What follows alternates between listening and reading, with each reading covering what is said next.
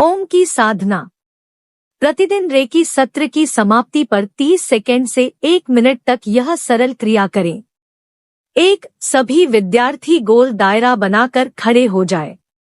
2. अपने दोनों हाथ दोनों तरफ खड़े विद्यार्थियों के कंधों पर रखें। 3. आंखें बंद कर लें। 4. ओ 3 मंत्र का उच्चारण करें। 5. 3 बार मंत्र का उच्चारण करें। इसे ओम की साधना कहते हैं। जब आप रेकी पद्धति से किसी व्यक्ति का इलाज करने जा रहे हैं तब सबसे पहले आगे कहे वाक्य दोहराएं। 1. मैं यहाँ पर मौजूद होने के लिए अपने प्रति आभारी हूँ। 2. मैं रेकी का आभारी हूँ। 3. यहाँ पर आने के लिए मैं का आभारी हूँ। उस व्यक्ति का नाम लें जिसका इलाज चल रहा है। कल्पना करें कि आपके सिर के ऊपर बादल का टुकड़ा छाया हुआ है। इस बादल से आपके ऊपर सफेद प्रकाश पड़ रहा है। महसूस करें कि सफेद प्रकाश सहस्रार चक्र से आज्ञा चक्र तक, आज्ञा चक्र से कंठ चक्र तक तथा कंठ चक्र से अनाहत चक्र तक फैल रहा है।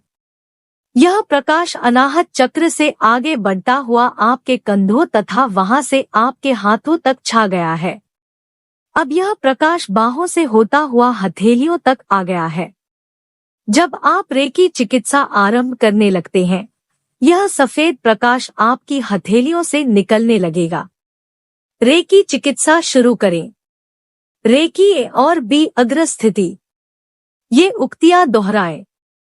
1. मैं यहाँ पर मौजूद होने के लिए स्वयं के प्रति आभारी हूँ। 2. मैं रेकी का आभारी हूँ। 3. मैं यहाँ आने के लिए का आभारी हूँ। यहाँ उस व्यक्ति का नाम ले जिसका इलाज किया जाना है। सहलाने की तकनीक। सिद्धांत। अपनी बाईं हथेली दाएं हाथ पर पीछे की ओर रखें। अब अपने सिर पर रखकर आपके हाथ शरीर को नहीं छुए। 1. सिर से दाएं हाथ तक कवर करे। सिर से कान, कंधे, बाजू, कोहनी कलाई तथा दाएं हाथ की अंगुलियां।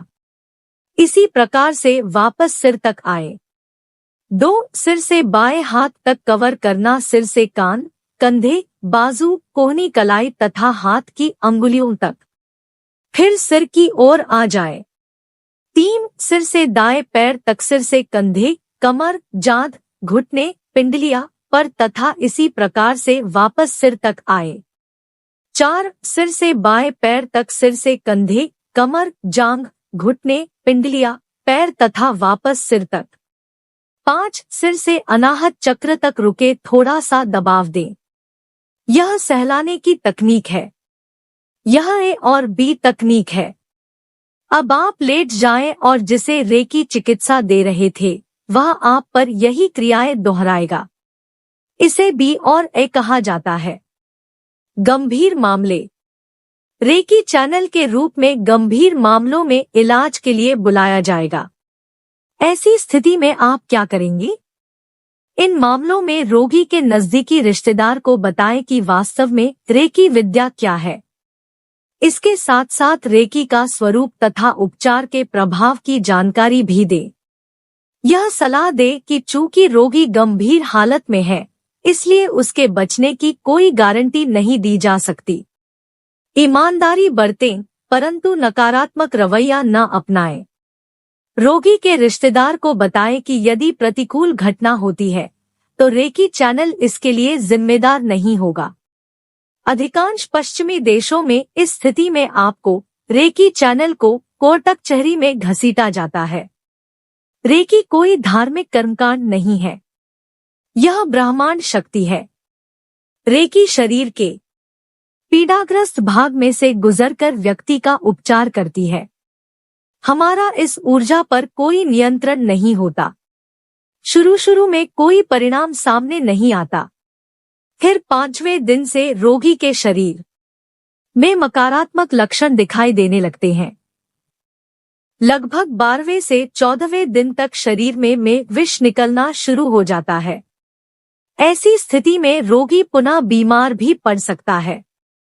आप घबराएं नहीं। रेकी सत्र जारी रखें। इस प्रकार के मामलों में समूह चिकित्सा से विस्मयकारी परिणाम सामने आते हैं। 4-6 व्यक्तियों के समूह में 1.5 घंटा रेकी विद्या से प्रत्येक रोगी का उपचार किया जाता है। यह प्रक्रिया 6 से 9 घंटे प्रतिदिन जारी रखी जाती है। परिणामों को लेकर चिंतित न हो। रेकी सकारात्मक चिकित्सा पद्धति है। यह मेधा शक्ति है। सकारात्मक सोचें। हमेशा शुभ सोचें।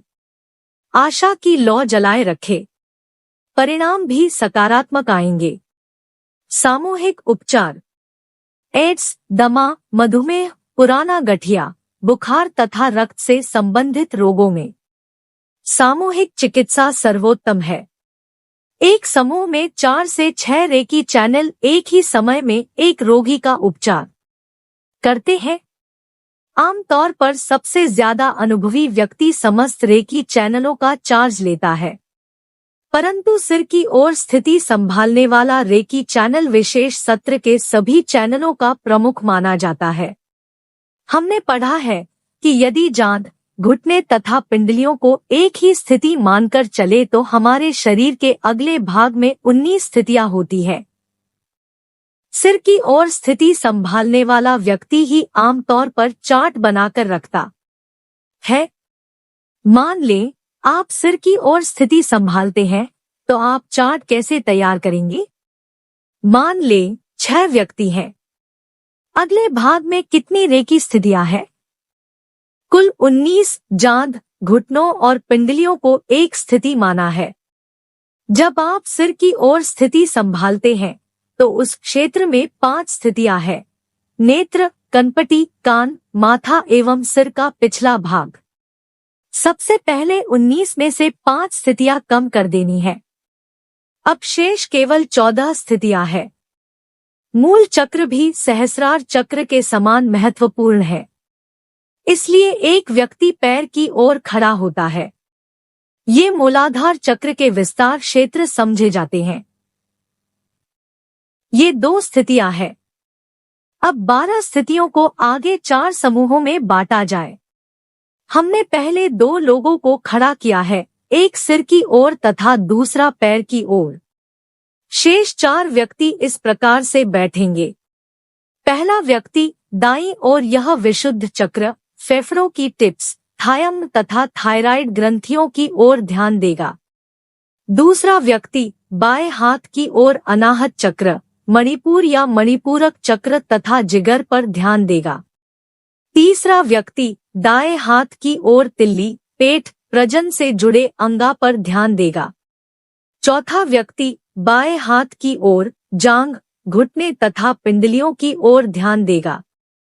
सभी रेकी चैनल अपने हाथ ऊपर उठाएं, हथेलियां ऊपर की ओर रखें तथा कहें, 1 मैं यहाँ मौजूद होने के लिए स्वयं के प्रति आभारी हूँ। 2 मैं यहाँ रेकी के प्रति आभारी हूँ। 3 मैं यहाँ के प्रति आभारी हूँ। रोगी का नाम ले। अब रेकी की कैसेट चला दे। घंटी की संगीतमय ध्वनि पर हाथों की स्थितियों बदलें। सभी रेकी चैनल पहले से ही स्थितियों को जानते हैं।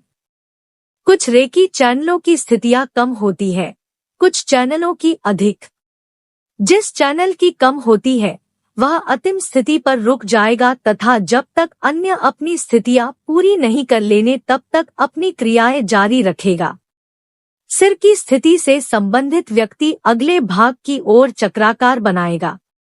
पिछले भाग की ओर केवल 7 स्थितियां होती है। 1 सिर की ओर खड़ा व्यक्ति कंधों, थाइमस, थायराइड ग्रंथियों पर ध्यान देगा। 2 दूसरा व्यक्ति अनाहत चक्र। 3 तीसरा व्यक्ति मणिपुर या मणिपूरक चक्र। 4 चौथा व्यक्ति गुर्दे। 5 पांचवा व्यक्ति पेट, स्वाधिष्ठान चक्र।